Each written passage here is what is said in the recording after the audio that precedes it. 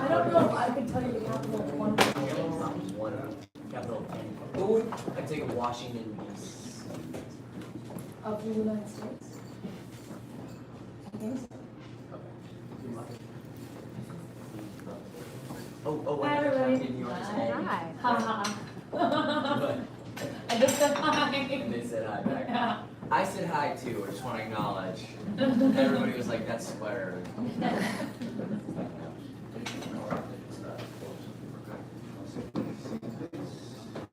Yes.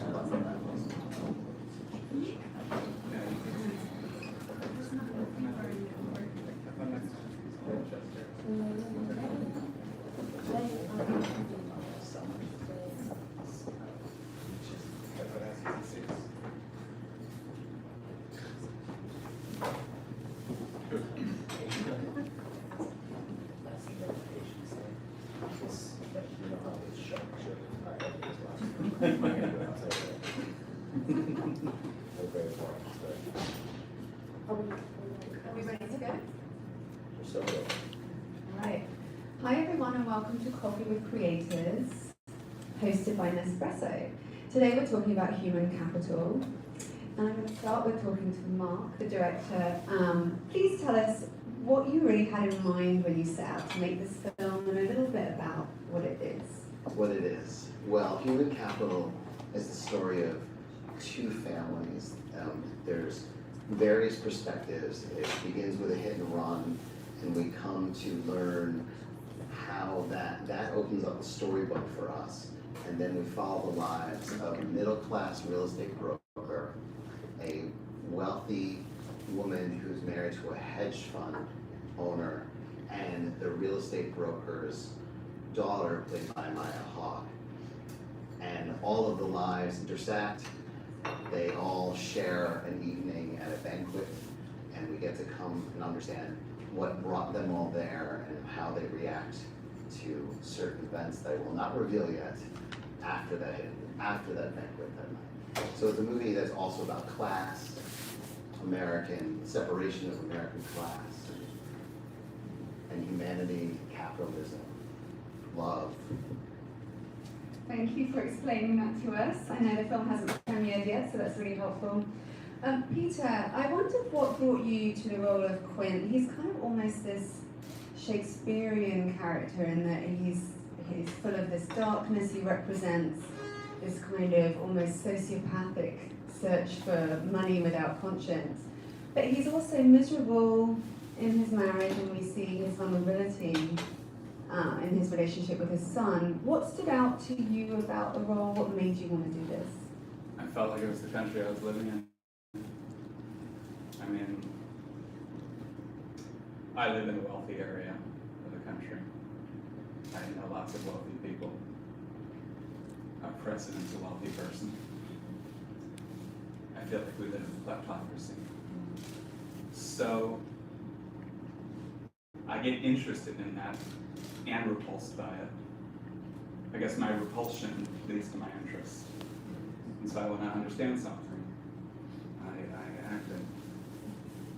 And what did you understand after you played Quinn? Did it feed into something for you? Did it give you a takeaway? Yeah, I mean that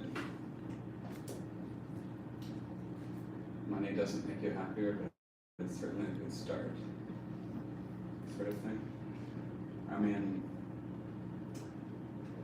I do think that my character derives a lot of pleasure from the things he owns, and the power that gives him. And it's real. I mean, we pay a lot of lip service, from the time we're children, to trying to figure out the things that are going to matter in our lives and are going to actually make us happier. And yet we see everyone in the world, virtually, obsessed with the system of capitalism, driven to these crazy extremes of murder sometimes, of destroying their own families. And I want to know what drug that is. I see it around all the time. I'm someone who's privileged enough to have a decent amount of money. I see it as something that's destroying the world, and so I just wanted to get inside it. Thank you. Maya, I thought Shannon was a really interesting character because she's sort of this port in a storm in a way. She's sort of not swayed by the money or the trappings of wealth. She just wants to kind of connect with people, it seems like to me. Where did you find her? What did you think about her? I mean, I think there's like, an inclination that we often have to like, I hear my own voice louder than I'd expected. Whoa, okay, sorry. I think there's an inclination to see kind of young women as observers a lot of the time, and as having this sort of innocence or this port in the storm, or being unswayed by kind of the pressures of society. And I think that you can see Shannon that way, but I didn't really. Like, I think she's totally swayed. I think that she's being swayed in a million different directions at every minute. Like for a while, it is interesting to her to explore that world of it being wealthier, and her dad embarrasses her with. And then she kind of gets an inversion and wants to explore something else. And for me, that's what I remember most about my teen years, my pubescence, and even now, is that feeling of like such powerful curiosity that you almost have no idea what you like or what is interesting, because it's always changing, and it consumes you wholeheartedly in the moment. And then the next day you can wake up and it can be totally different. And so I think that, and that's what, that's all happening while you're getting in touch with your own moral compass, your own truth. And so I think Shannon's journey is that change, that curiosity, and that journey to get in touch with her own moral compass. Alex, your character Ian is in a relationship with Maya's character Shannon. And I know we talked a little bit about this before, but I think people could see Ian as a bit of a bad seed. He seems to be troubled. He is sort of surrounded by things going wrong. Did you feel like his situation was the product of the kind of have and have not society he's living in? The sort of expectations and poor adult decisions? Or what did you think about him? That's a good question. I'm not used to not having a mic in one of these things, so talking just to the air feels a little strange. I'm just going to do this in my hands while I speak. It's like being on the phone. Exactly.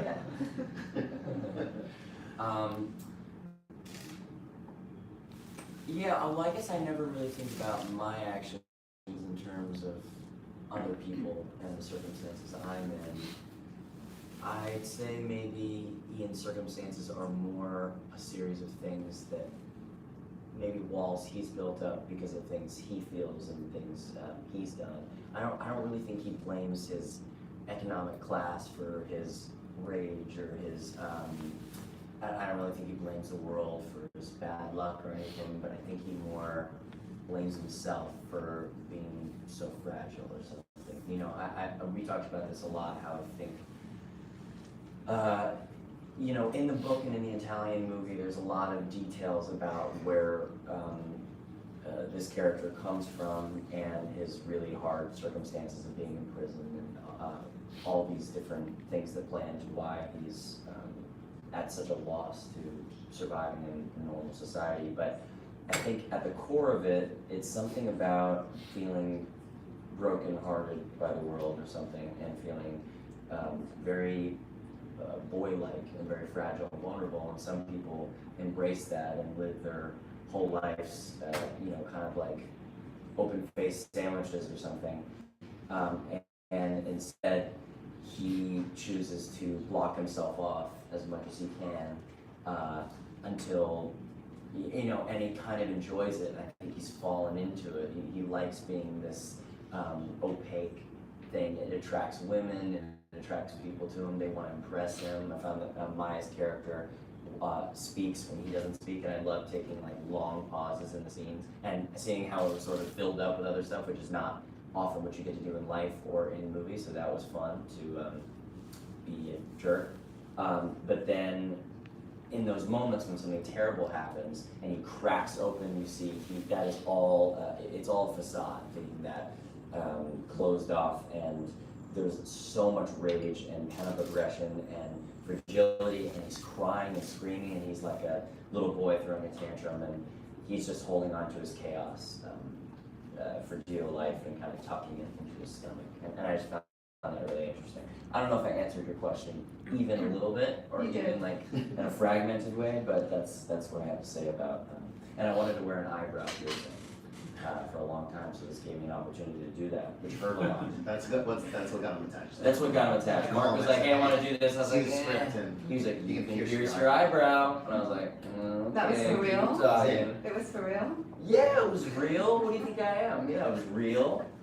And then right before I got my mom's name tattooed on my back, which is real, because I don't know, I thought that would somehow help. Not sure if it did, but it's on my back forever, so. Bullets too. Yeah. Property owner. If lost, return to. It's like a dog tag. So Betty, you played Bonnie, and she's a therapist. She's Ian's therapist. That's Alex's character. Tough job. And she also is stepmother to Shannon, Maya's character. I think you have kind of an interesting role here because you're a kind of observer, and you kind of serve the same.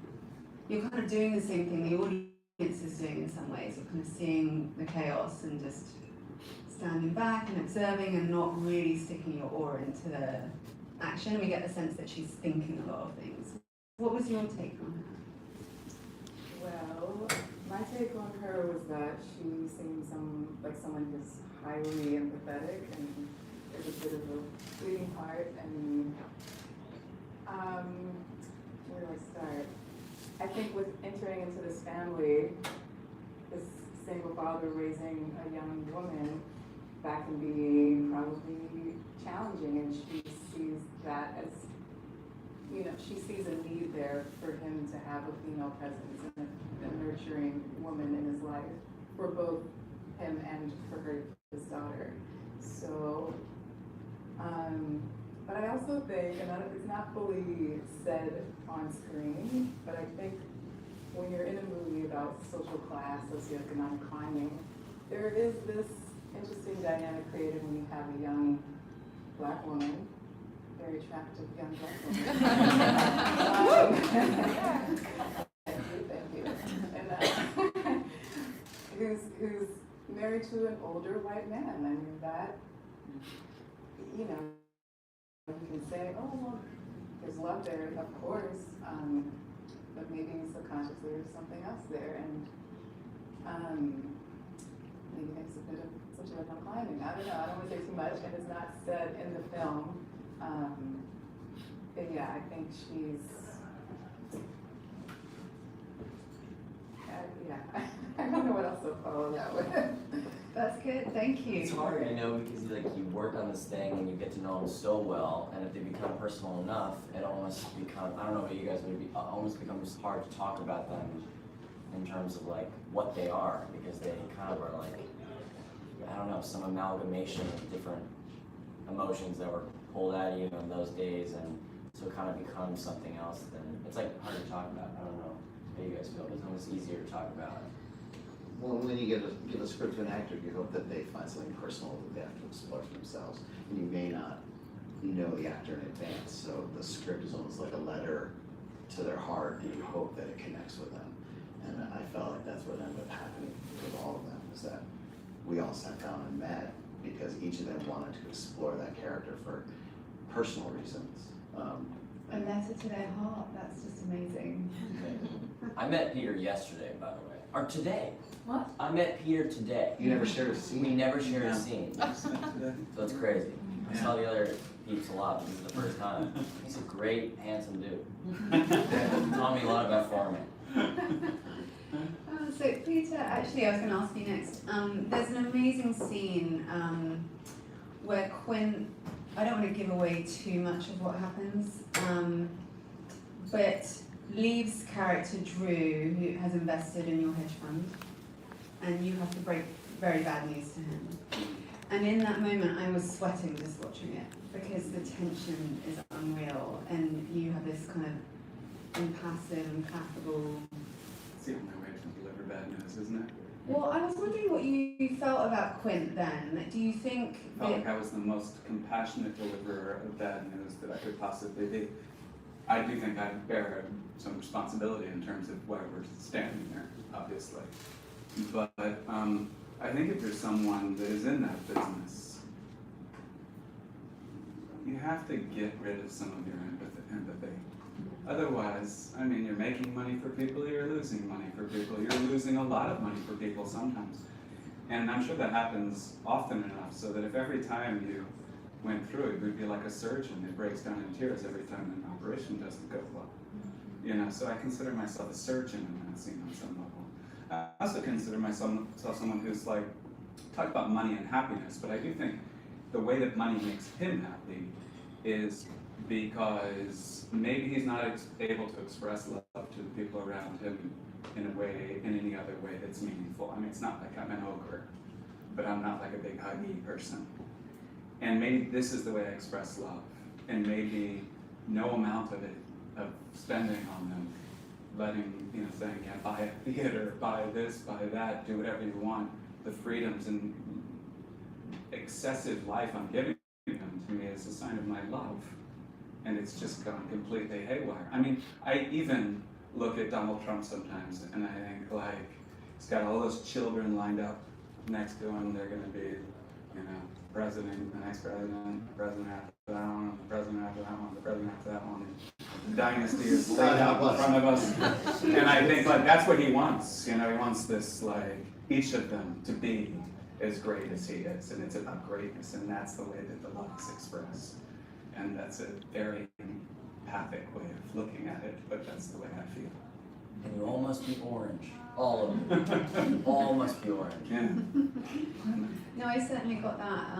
He tries to give to his wife and his son. It's going to make her happy. What's going to make you happy is having a theater with your stuff and great. How much? You know?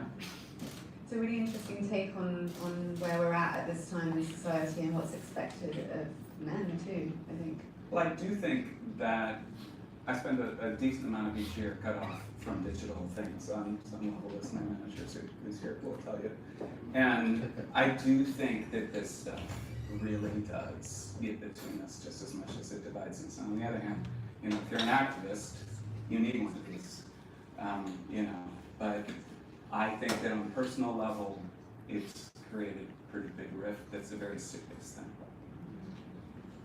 Okay, agreed. Very interesting. Yeah, I'm on that thing all the time. It's terrible. Sure.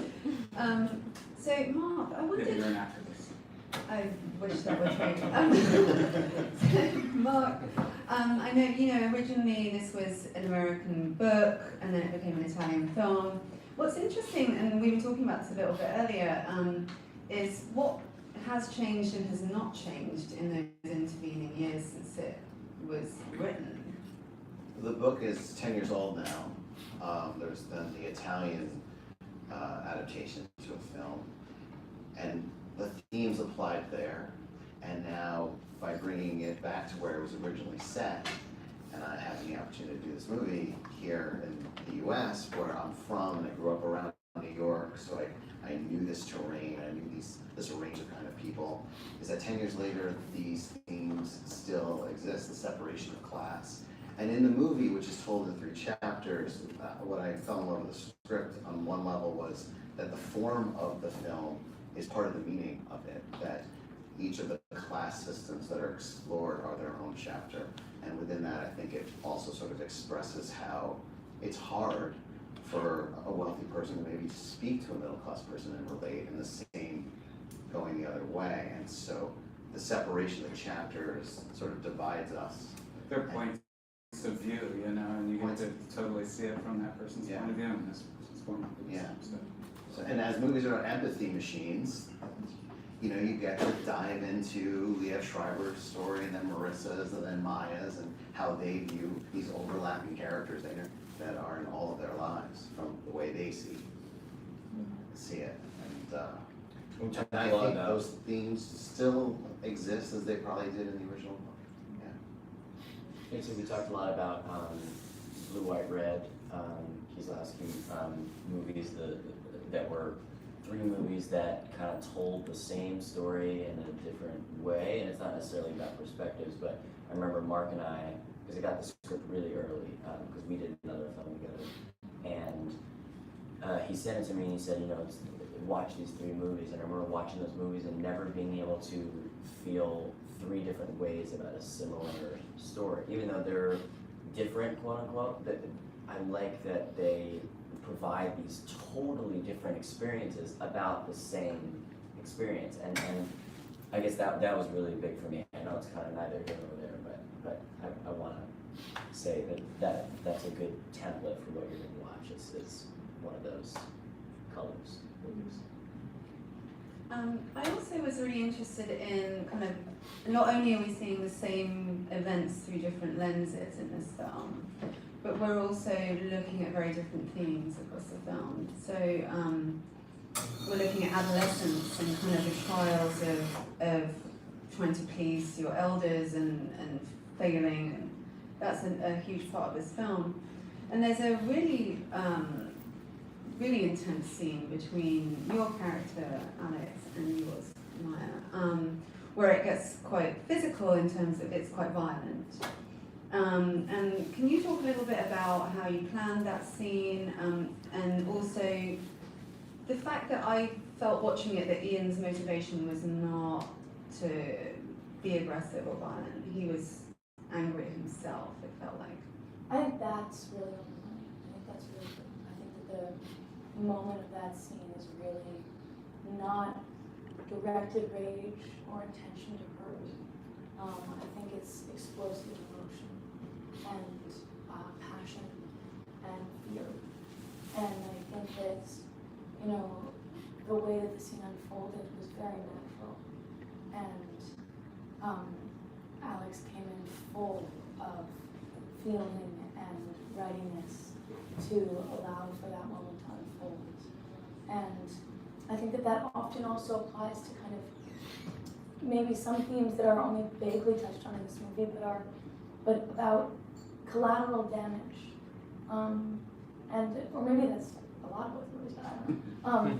But collateral damage, like, you know, one person can try to take something out of themselves, but in taking it out on yourself, you take it out on everybody that loves you. And so that moment felt really about that. Yeah, it's like I saw him as like you know, bears when you, I don't know, I saw him as like a bear, and if you touch you, you know, kind of like that. And I think when you're enraged with yourself, like actually enraged with yourself, and hate everything about what you represent in a moment of time, when someone is trying to touch you and trying to tell you no, you just want to feel that hatred about yourself, and you feel like it's a lie, or you feel like it's wrong and that you don't deserve it. So I think it is a rage towards the other person, because what did I say something dumb? No. But I gotta drink some more espresso. It'll come. The smartness will come. I promise. Can I get 6 more espressos? We're at an espresso place. We could just bring it, and some Tito's also would be fun. It would make perfect sense. Okay, great. Betty and Maya, your characters have a really interesting situation too, because I feel like it's a kind of stepmother, stepdaughter situation, but it evolves into this very sweet, loving mother-daughter situation by the end, because at first Shannon is resentful of Ronnie in various ways, and then when everything goes wrong, she seeks Ronnie out, and at a certain point goes to her office and seems to almost walk in the door. It seems that she's gone to pick up the keys, but she almost walks into the office, and you sort of think she needs something from Ronnie. What was that like to play out? Did you guys talk about it in those terms, or am I way off base? Okay. You're way off. Thank you, Alex. Well, I think it's like I said earlier, you know, a young lady, a young child who is a woman, needs a woman figure in their lives, and you know, me being there, me being the person. And I think initially, Maya, you talk about this as Shannon, you say, I encourage you to go to therapy and get on drugs, and like that. To me, that's, as Betty, I see that as sort of overstepping, and I think as someone who's dated someone who's had a daughter, I remember that. I remember being like, you need to feed this child vegetables, and you need to like be a better, nutritious guide and example, and totally just overpowering his parental influence because I knew better, or at least I felt I knew better. And I think maybe that happens with that monologue about how, and I think that happens with that character in your past. So, but nonetheless, I'm still there, and I'm still, expressing concern and love for you. I'll say I don't think a stepmother-stepdaughter relationship can or needs to evolve into a mother-daughter relationship. I think that you can accept it can evolve into a positive stepmother-stepdaughter relationship. No one will ever replace your person you think of as your mother, the person that raised you when you were a child. Like, no one will ever step into that place. And if you lose that person, that's always a hole. But I think you can learn to accept the love and the care of other people, and to see who around you you can rely on and count on, and allow them into your life, and not need to keep that hole there as a memory, as a place for somebody else you can move forward. So that's all I say. And just one more before I turn it over to the audience for a couple. This is for everyone, but what would you like the audience to take away from this film, ideally? I know we talked a little bit about this piece in the beginning, but for everyone, what would you want people to see? Anybody? Well, I think, I think one of the biggest things that through the exercise of making a film and being in the edit room and thinking about the movie constantly for months is, and it's expressed in the movie, is just how we don't really know what's going on with someone else's lives, in their life. And that was just a wonderful reminder to me, I know that, but to just dig deeper into everyone's point of view, I think leads to a little bit more compassion in the world, and not just judge people like a wealthy woman must have no problems, or a middle-class guy is simply this. No, everyone has their own hopes and desperations and their flaws and the things that they're good at. And sometimes we just superficially judge people. And so I feel like beyond all the issues of class, and that's on a human level something that I really think people will take away from this film.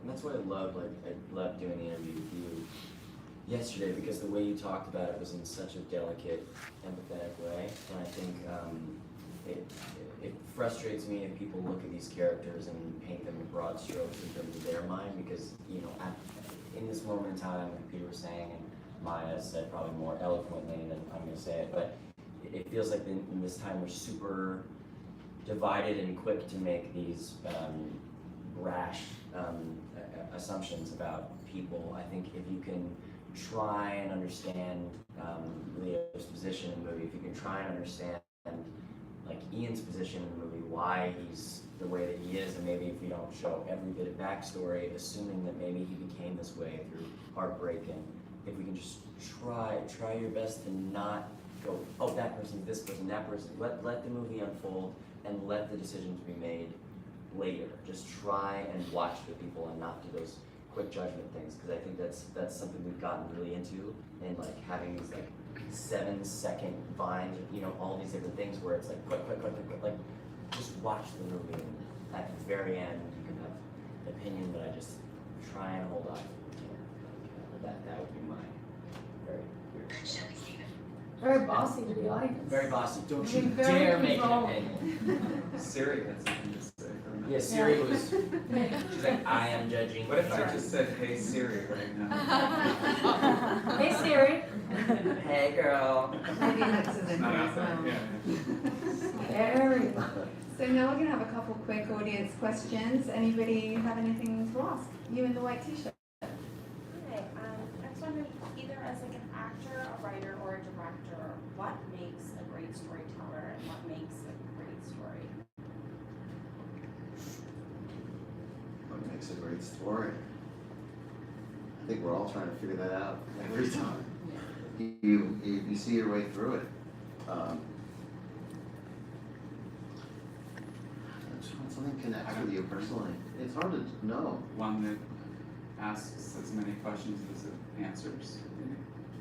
I mean, you were talking about, what were you talking about earlier? Oh, Raymond Carver.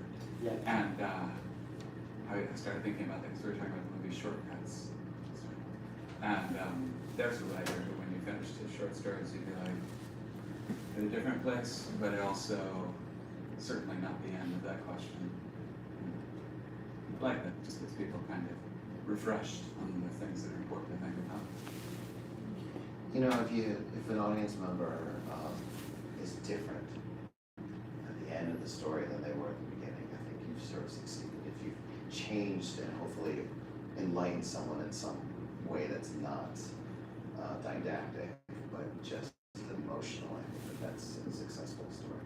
Maybe this is really not, but I think that's a little too much to ask. Like to change or enlighten someone by the end of the movie. I feel like Not if you can people. make someone laugh or cry or like just not like or have some sort of or see one thing or one person in their life with more empathy. Oh no, then I better that's be success. changed. I better be changed. Holistic. Holistic from I your better core. come with new clothes on. Come out a whole Oh my person. God, I'm wearing a tuxedo. Yeah.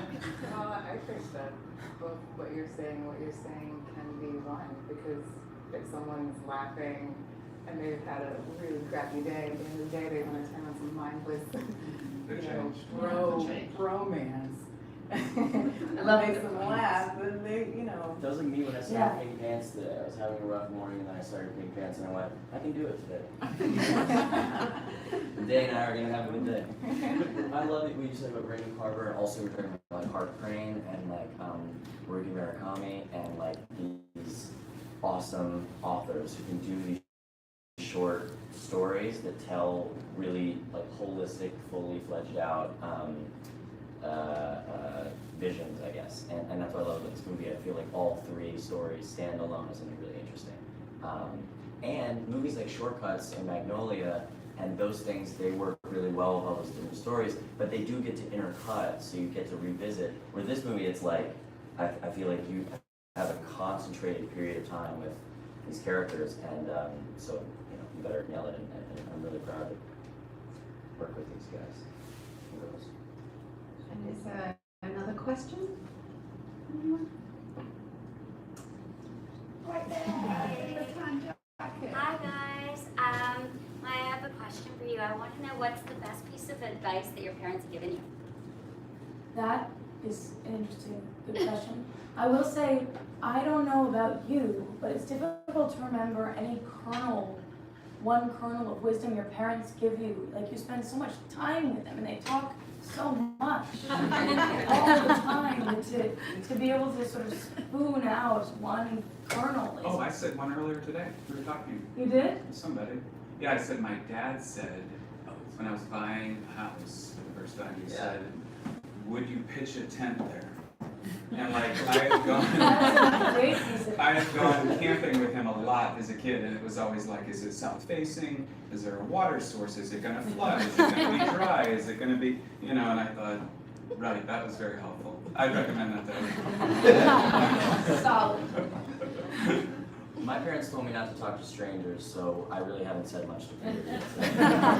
I guess more so just advice and sort of, being in the business and starring in the film and sort of how that's the sort of guidance more so. I guess the best advice that they've given me is about not to do anything, to do everything because, not to make any choices that don't bring you joy. Like, never do something because someone else tells you to, or it's a good move, or it's do things because there's something about it that's calling you to it, and because it brings you joy. And if you keep doing that, then it's pretty difficult to get too far off track from the core of who you are as a person. And for me, those are a lot of the scariest moments in life, when you're all of a sudden you open your eyes and you're really far away from who you thought you were or who you feel like you are. So Thank you so much.